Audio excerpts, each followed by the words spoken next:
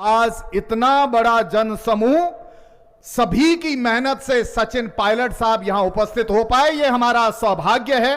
उस वीरेंद्र धाम का उद्घाटन करने के लिए जिसकी विराटता वास्तुकला का नायाब नमूना कहा जा सकता है और संपूर्ण राजस्थान नहीं बल्कि भारतवर्ष में इस प्रकार का दूसरा उदाहरण आपको नहीं मिलेगा, जो परिवार इतनी बड़ी सुविधाओं के बीच में समाज के पिछड़े तबके के जरूरतमंद प्रतिभाओं को निखार कर समाज के लिए प्रेरणा बनाने का यज्ञ कर रहा है। मैं उस बिल्डिंग की कुछ विशेषताएं आपके सामने रखना चाहूंगा।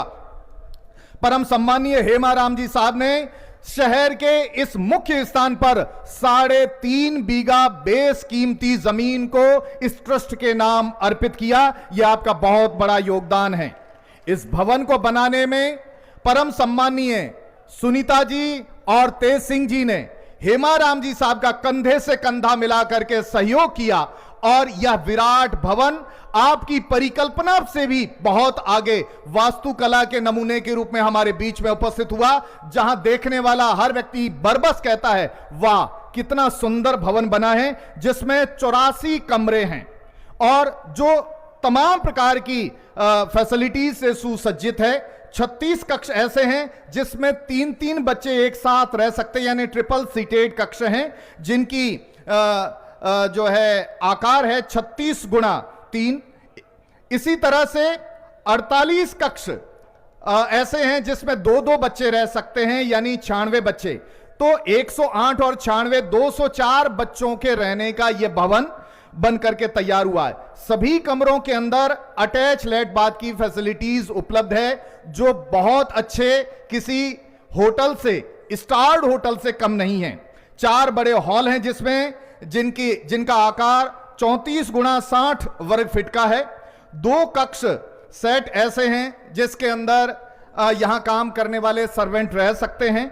इस भवन के कुल 5 तल हैं, 5 मंजिला इमारत हैं।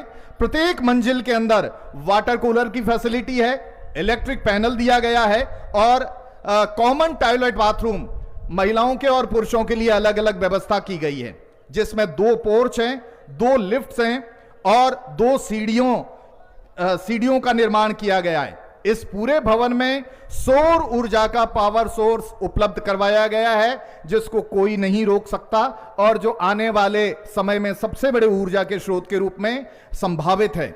वर्षा जल के संग्रहण के लिए रेन वाटर हार्वेस्टिंग की व्यवस्था बहुत अच्छे तरीके से की गई है। प्रकृति द्वारा प्रदान की जाने वाली हर चीज को सहेजने का गुण बच्चा यहीं से सीखेगा।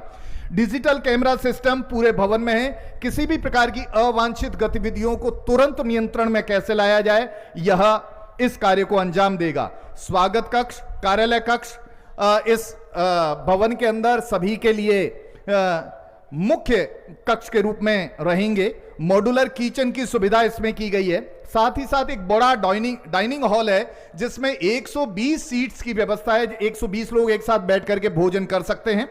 प्रथम तल पर पुस्तकालय बनाने का प्रावधान किया गया है। पुस्तकालय शीघ्र ही तैयार होगा। द्वितीय तल पर एक बड़े कॉन्फ्रेंस हॉल का निर्माण किया गया है और तृतीय तल पर डिजिटल कक्ष जो अभी इन प्रोग्रेस है, जिसका निर्माण चल रहा है। खेलकूद के मैदानों में कबड्डी, वॉलीबॉल, बास्केटबॉल, टेनिस के जो है मैदान बनाए जाने प्रस्तावित हैं। शीघ्र ही इनका निर्माण संपन्न होगा। अब इस पूरे सुसज्जित भवन के अंदर प्रवेश कैसे मिलेगा, यह भविष्य की कुछ हल्की सी झांकी मैं आपके समक्ष रखना चाहूंगा। सत्र 2023-24 के लिए प्रवेश प्रारंभ किया जाना प्रस्तावित है। प्रवेश के लिए सभी से आवेदन आमंत्रित किया जाएगा। किसी भी जाति विशेष, धर्म विशेष से इसको जो है आवृत नहीं किया गया है, संकीर्ण नहीं किया गया है। सभी जातियों के, सभी धर्मों के लोग इसमें रह सकेंगे।